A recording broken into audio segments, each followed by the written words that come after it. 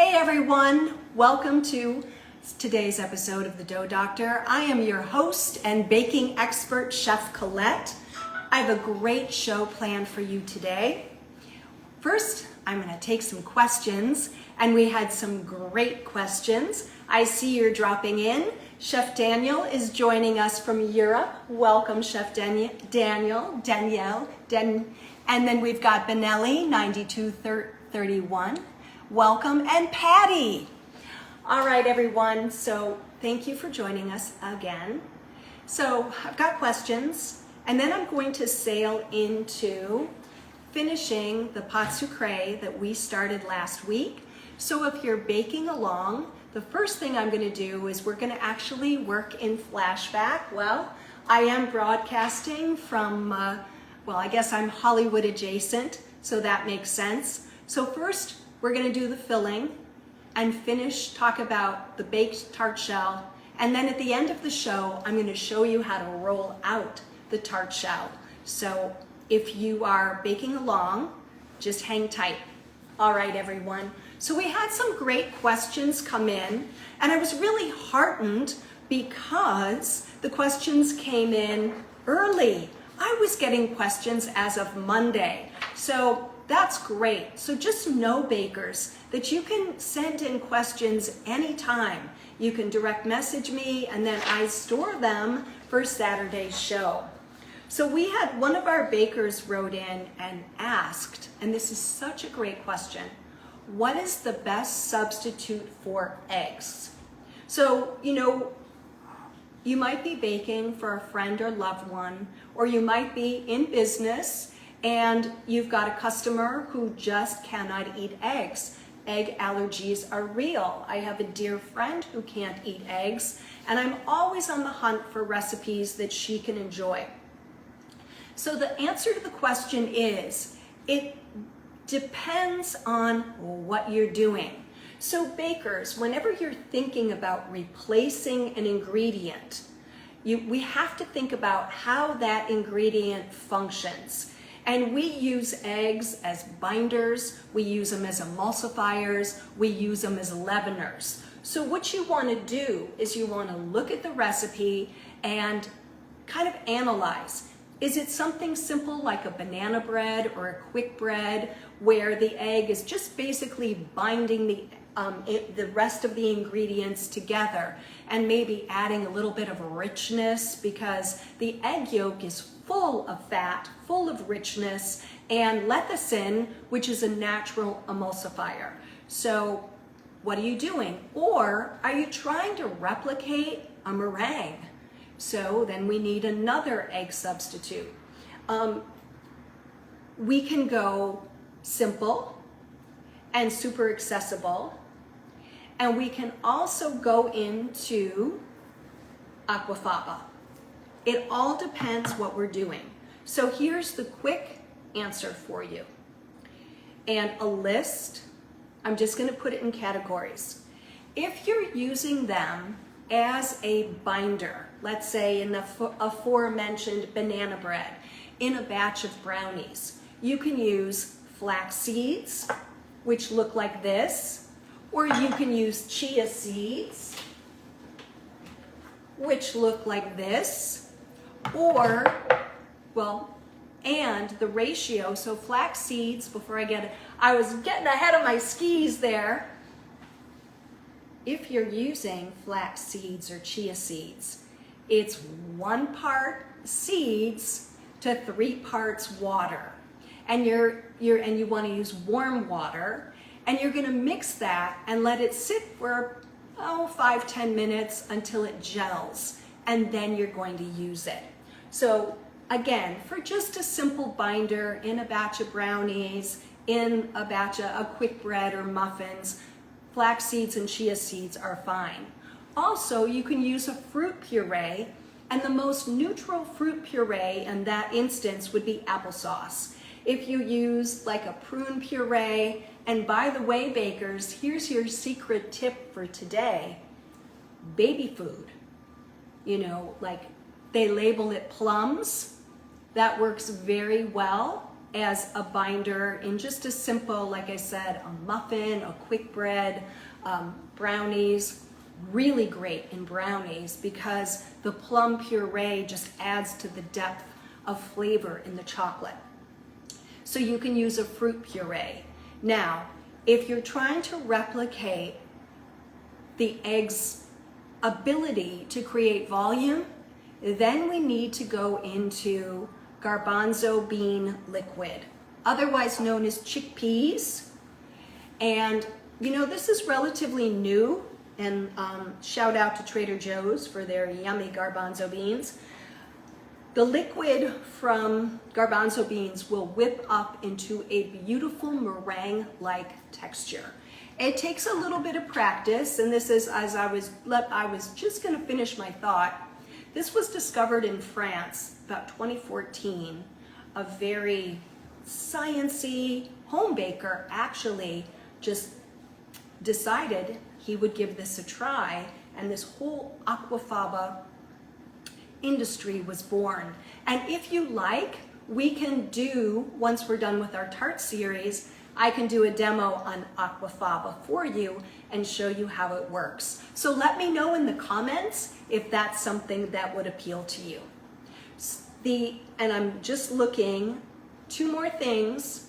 Silken tofu can be used as an egg replacer. It's my last resort because depending on the brand, the texture can vary a little bit. And then last, but not to be, no shade, because these are very good products, but commercial egg replacers. My favorite brand is the one made by Bob's Red Mill, and you can find it pretty much in every grocery store. It's pretty mainstream. Whole Foods always has it. And what you want to do, they have the recipe, how much egg replacer and water to replace 1 egg is on the package. And lastly, before we wrap up this egg business, just so you know, bakers, 1 egg, 1 large grade egg, weighs on average between 48 and 50 grams. And so if you're looking to replace an egg, remember that would be 48 to 50 grams of applesauce for 1 egg if you were using fruit puree. And pretty much it works out quite well that the 1 tablespoon of chia or flax seeds to 3 tablespoons of water works out quite well to replace 1 egg. If these egg replacers generate any questions, you can message me. And yes, a great comment from Chef Santos. You are correct. Bob's Red Mill is my favorite as well. It works great. And you know, the commercial egg replacers keep for a long time. So great, thank you for that. All right, now the last question I have, and please, if you have questions, jump in, put them in the comments, let me know. The last question I had was about pâte sucrée, which we're gonna jump in and talk about in depth. So the question was, can pâte sucrée be used, it's up on the stove. Can pâte sucrée be used as a base for cheesecake? Absolutely. So how are you gonna manage that? Well, what we need to do is fully bake that pâte sucrée before we bake the cheesecake. So what we're gonna do is you would get your cheesecake pan and you would line it with a piece of parchment paper. I would grease the pan, lay in the circle of parchment paper, no need to grease the parchment paper, and bakers, perfect opportunity to let you know that when you're working with a dough that has a lot of fat in it, there's no need to grease the paper, your parchment paper. Your product will release because of the volume of butter it has in it. So you would roll that out and line the bottom of your cheesecake pan. You can be ambitious and line the sides, but you would have to wait. You would have to wait that, and we're going to get to that in a second, before baking. Otherwise, the sides will just cave right in. So you're going to line, so let's just deal with the bottom, because that's the easiest. Line the bottom of the pan. Then you're going to poke the pâte sucrée with a fork, and you're going to put parchment paper and pie weights. You're going to weight it. You're going to bake it for about 20 minutes. Take the weights out, put it back in the oven, and finish baking it until it's fully baked and a beautiful light golden brown. Then, in the meantime, prepare your cheesecake base. Let the finished pâte sucrée cheesecake base cool a little bit. It doesn't have to be cold, but I wouldn't pour my cheesecake batter on top of it if it was super hot. And then go ahead and bake your cheesecake. Remember, cheesecakes are generally, almost always baked in a water bath. And so if you're using a springform pan, you need 3 layers of heavy-duty aluminum foil, and I said it, heavy-duty aluminum foil wrapped around that pan to keep it watertight. All right, so great questions. One final wrap-up. Our baker Cyrus, I was messaging back and forth with our baker Cyrus about last week's show, and there's just something I feel I need to clarify.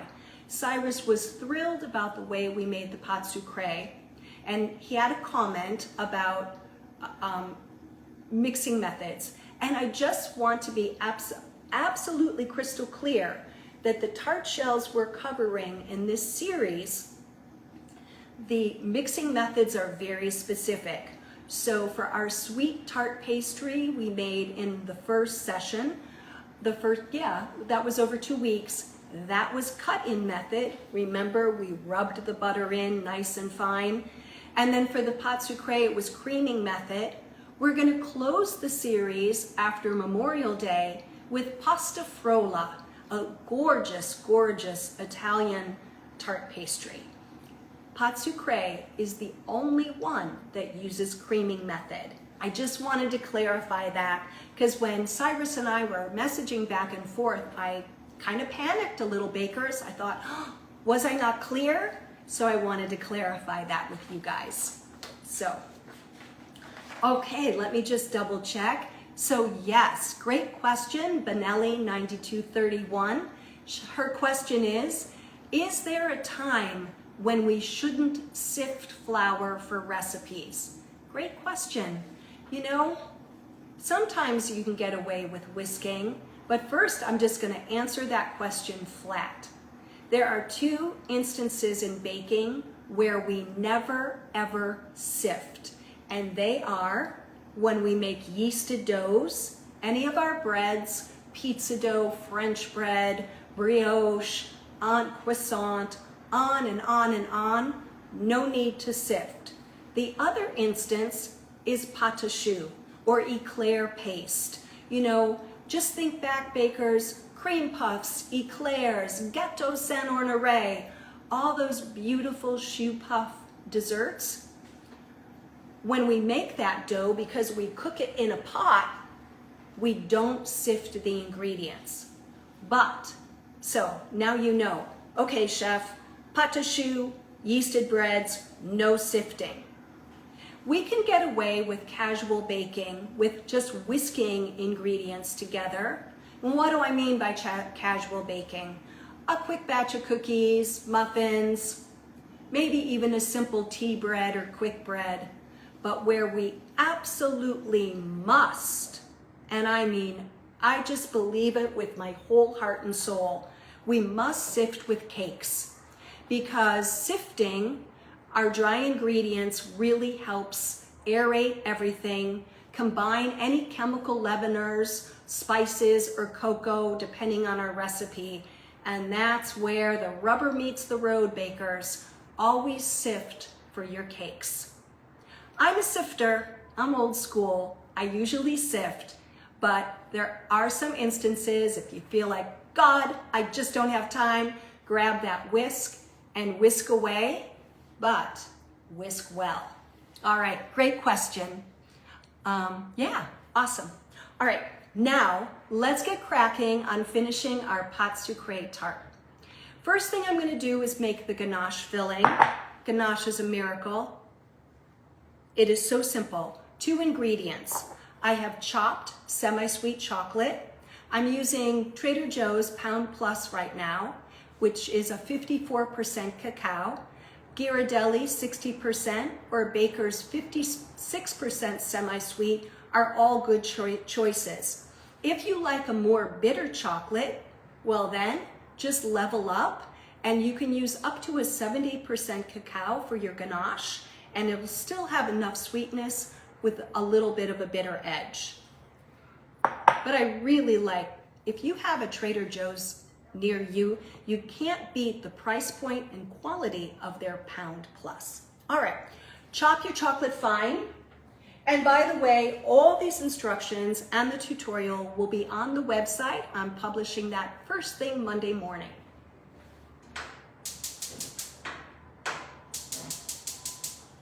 I've got, and it's equal proportions, 8 ounces of chocolate chopped fine to 8 ounces of heavy cream. And I'm bringing the heavy cream to a boil. And the tool that I need is my whisk. So I have my whisk. Now, I have a confession. I preheated my cream and a little bit evaporated. And this can happen to you. So the fix is I'm just gonna top off the heavy cream in the pot. And again, we're taking this to a low boil. It doesn't need to burble out of the pan. We just need to see those bubbles breaking the surface.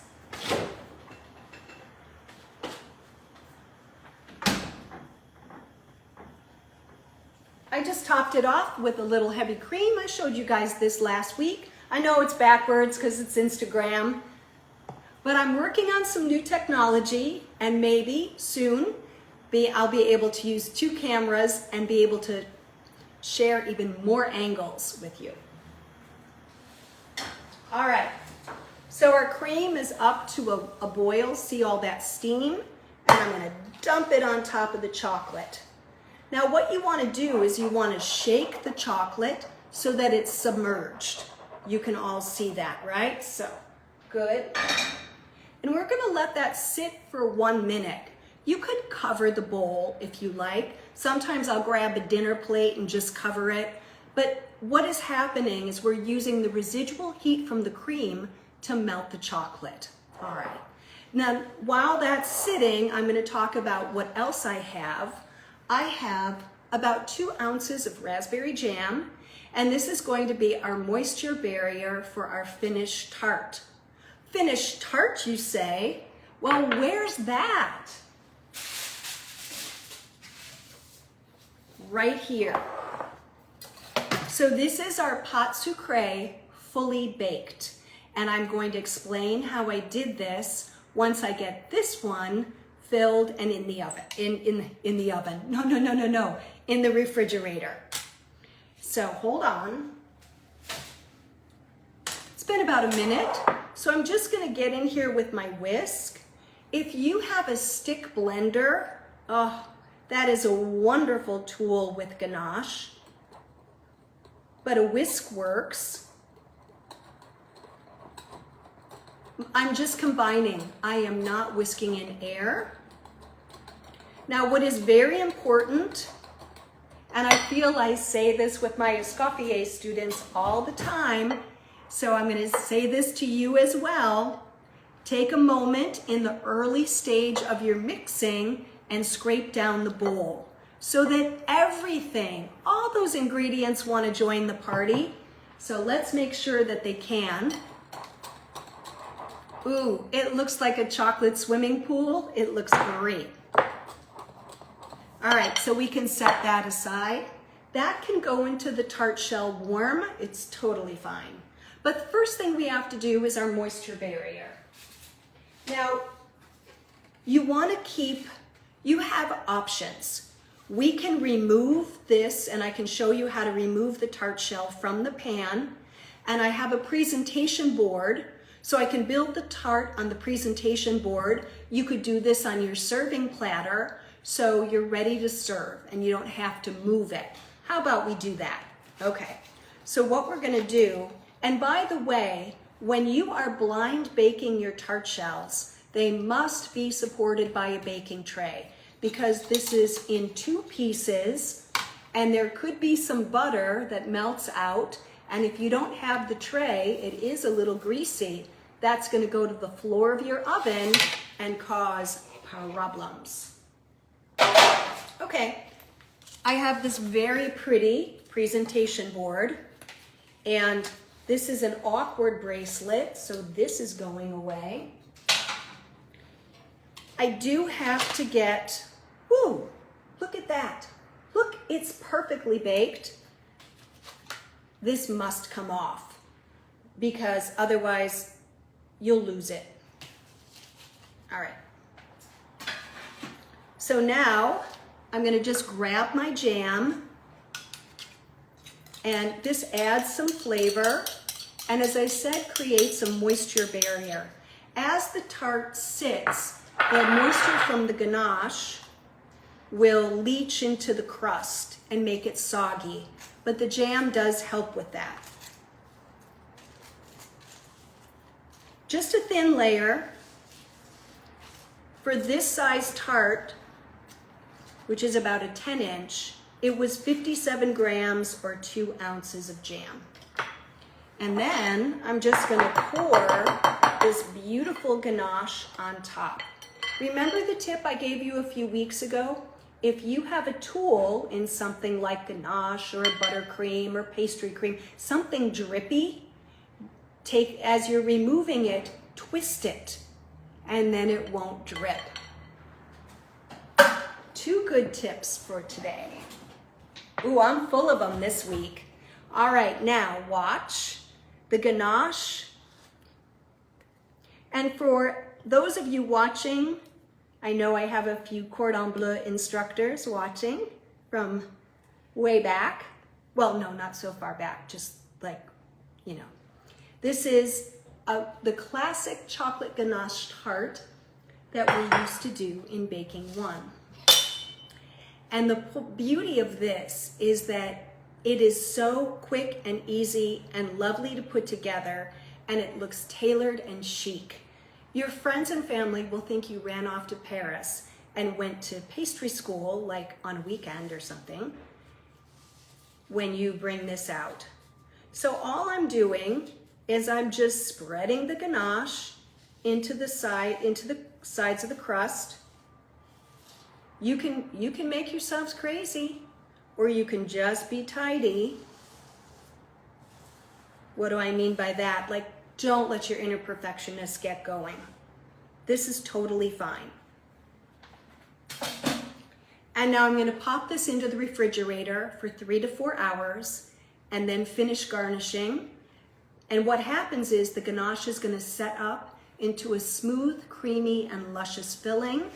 And for garnish, I have some fresh raspberries, but you can just dust the top with cocoa. You can do nothing, whatever you want to do, because once you learn the technique, you're the chef in your kitchen. All right.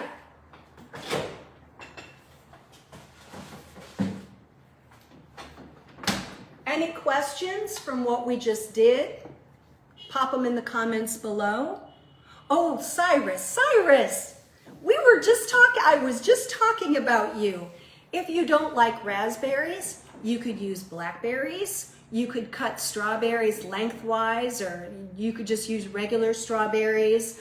Blueberries and chocolate, I don't know, bakers, what do you think about that? I kind of like blueberries and white chocolate, maybe not such a fan of blueberries and dark chocolate, but Cyrus, you can just vary the fruit, or you could use chocolate-covered espresso beans. You could whip, what I was thinking is maybe in a future show, showing you how to whip ganache, so you could pipe a rosette and then maybe put a really fun, like a chocolate-covered espresso bean like Trader Joe's sells, on top as a garnish. So lots of possibilities.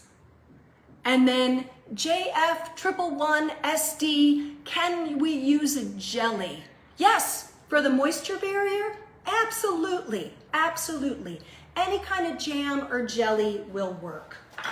All right, just, you know, just to seal it a little bit, give it a little bit of flavor. Jams and jellies have that little bit of acidity, and that helps really balance the sweetness of the crust and sort of the luscious, you know, richness of the chocolate. All right, so we're clear.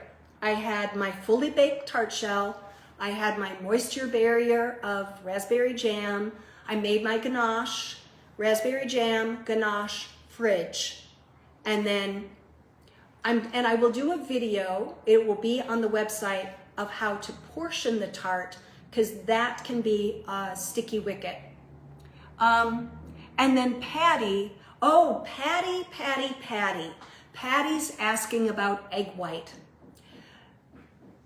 You can paint the crust with egg white, beaten egg white, as a moisture barrier, return it to the oven at 350 for 5 minutes, and that will also seal your crust. So maybe your oven's already on. Patty, thank you for that. So Cyrus, so the egg white works, jam works. You can leave, if this tart is gonna be consumed like right away, you can leave the jam, the moisture barrier off, all right? Okay, everyone, great questions, great engagement. I love it. Now, we're gonna roll out the dough that we made last week. I'm gonna show you how to form your tart shell. We're gonna set it up for chilling, and then I'm gonna send you off to the rest of your day. So, the dough is in the fridge, so 1 second.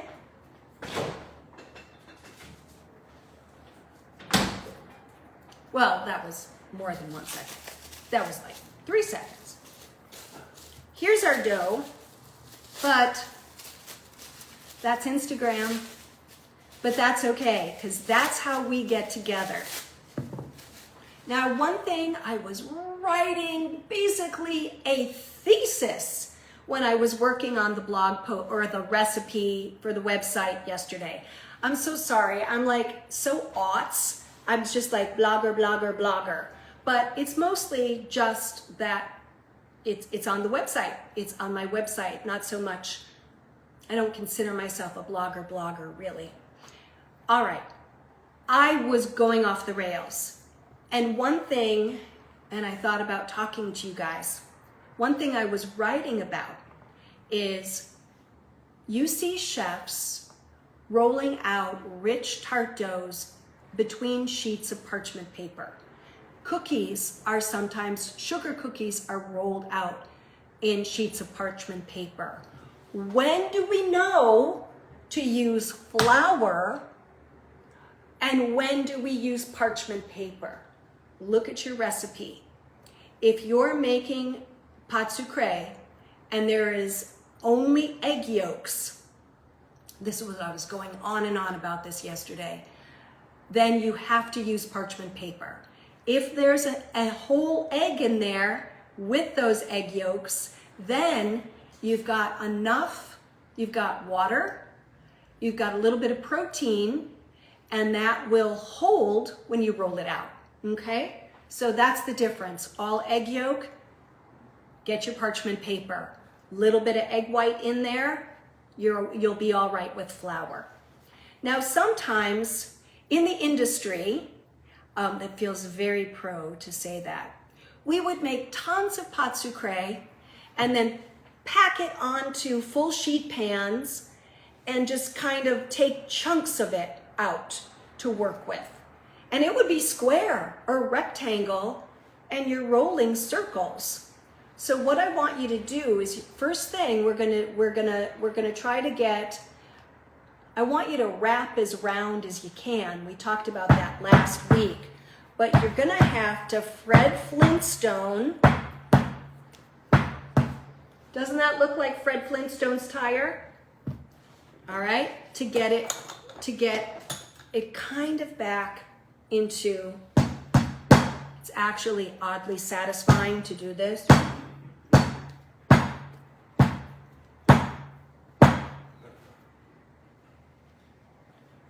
Now we can dust. I'm gonna throw some flour at you guys too. We can dust our work surface and we can start rolling. Now, you can dust your pin, it doesn't matter, or you can dust the top of your dough. Tart shells are ideally 1/8 of an inch thick.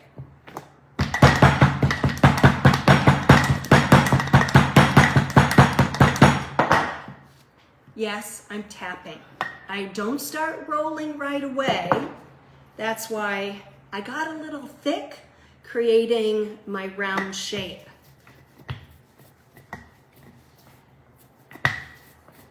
If your dough cracks, just patch it together. It's totally fine.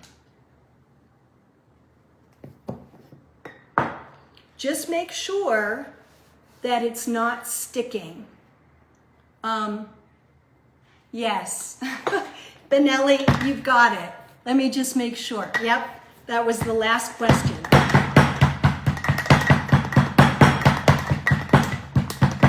So Benelli asked if I could demo how to throw flour, and I certainly can. So the way the pros throw flour is from the side, just like you're skipping stones. Try not to dribble it from the top, because it'll land in just one spot. So then start rolling, roll front and back, give it a 1/4 turn. Not front and back. Bakers, don't you just love live? Top, bottom, up, down. Give it a 1/4 turn. Up, down. Now look at my lovely crack right there. I'm just gonna fold over. More flour, it's okay. What we wanna try not to do is ruffle the dough.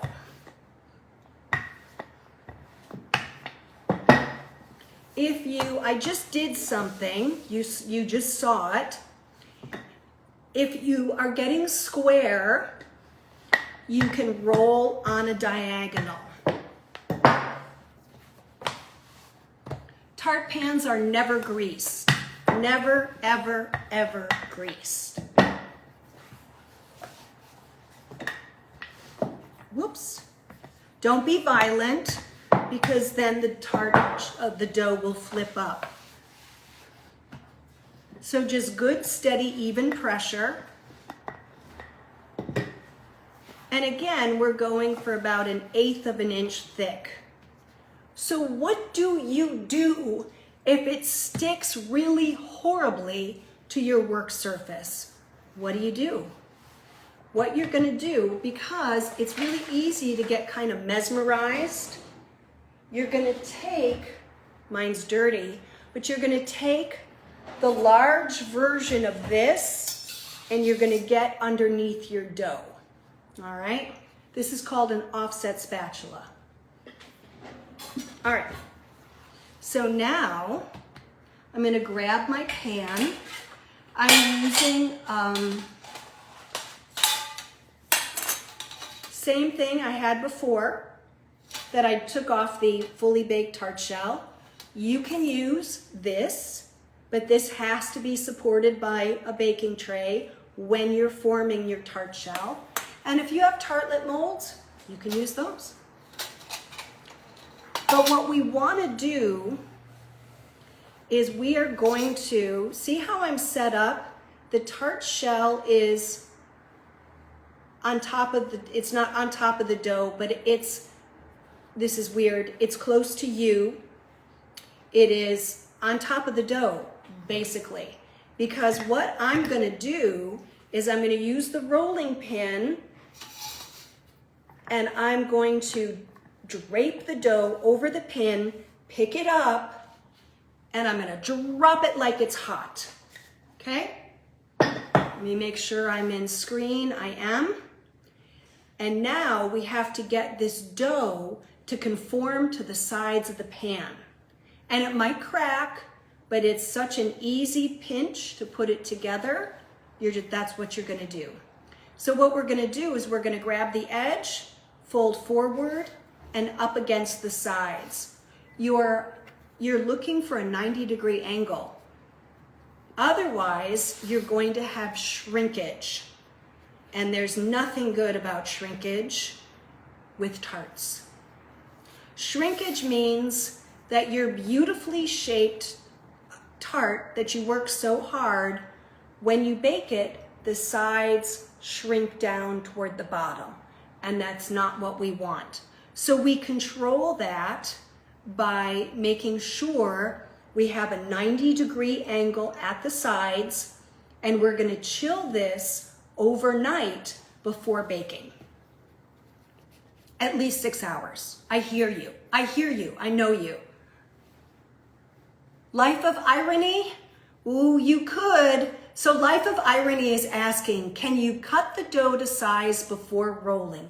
Yes, you could have, let's say you had this is a 10-inch tart. Maybe you have a 12-inch cardboard cake round, and you could take a pizza cutter and cut your dough. That would be fine. But you're gonna end up, that whatever works, you guys find your way. I'm all for that.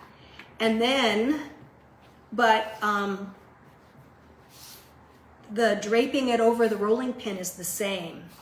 And then what I do is I just take my thumb and I flick away the excess dough. I do this on one of my Craftsy classes, it's called French Pastry Shop Classics. And I got more letters about this technique, bakers asking me, Chef, why don't you roll back and forth with a rolling pin? It's fiddly. I can do this with my thumb and get it done in one go. So that's why.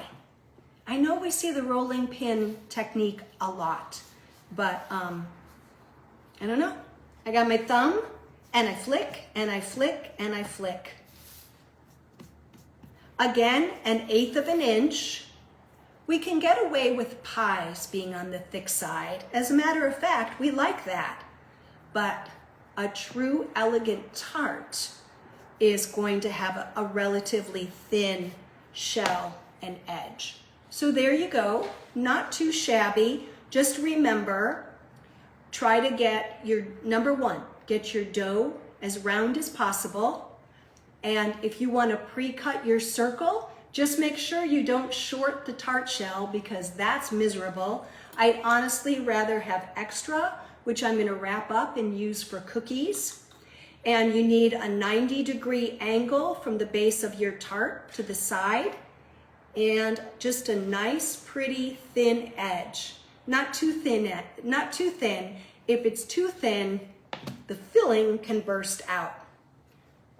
Chill it overnight. Then when you're ready to bake, you're gonna grab a fork. For pâte sucrée, for a fully baked shell, we do fork the bottom. And then you're gonna take parchment paper and I'm gonna do it.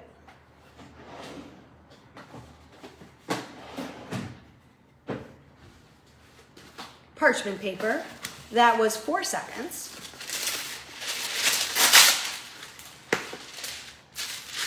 A square, and you're gonna crumple it up. Why are you gonna crumple it up? Because when it's crumpled, and please, foil is not a good idea if you can avoid it, because it's like tanning. We talked about this last week. It's like a tanning, what do they call those? Tanning shield for your dough. You can really over brown. And then you're gonna fill it, this is after it's chilled overnight, you're gonna fill it with beans and rice or ceramic pie weights or whatever you have to weight the pie dough down or tart dough down when you are baking it. Then it goes in a 375-degree oven for 22 minutes. After 22 minutes, it's gonna look great. Then you're gonna take the beans out and you're gonna let it bake for probably another 12 minutes, but only after you've reduced the heat to 350. And it should look what you're going for. You may need plus or minus a few minutes depending on your oven, but it's gonna be that beautiful golden brown, and you're gonna be all set to finish your chocolate ganache tart. A fully baked pâte sucrée shell can be used for lemon meringue tarts, for this chocolate, like it's really endless. And we can partially bake them and fill them with a wonderful filling called frangipane, and then finish that bake in the oven. There'll be more details on the website under recipe and blog posts. I'll drop that Monday morning. You'll see my treatise on tarts. Hey, maybe that's the name of a cookbook. I don't know. Everyone, next weekend is Memorial Day, so we will be dark. I want you guys to enjoy your Memorial Day weekend, your barbecues, going to the beach, and just have a wonderful Memorial Day with friends and family. But we'll be back here June 3rd. It's actually my birthday weekend, so I don't know what I'm gonna do. I might even go off to Paris. Who knows? If you think I should go off to Paris for the weekend, let me know in the comments below. Ha. Thank you, Patty. Thank you, everyone. Oh, wait. Benelli, you have a question. Do I bake cookies at the same? The cookies are at 350. Bye, Chef Santos. Bye, Life of Irony. Thank you so much, ST, for joining us. Have a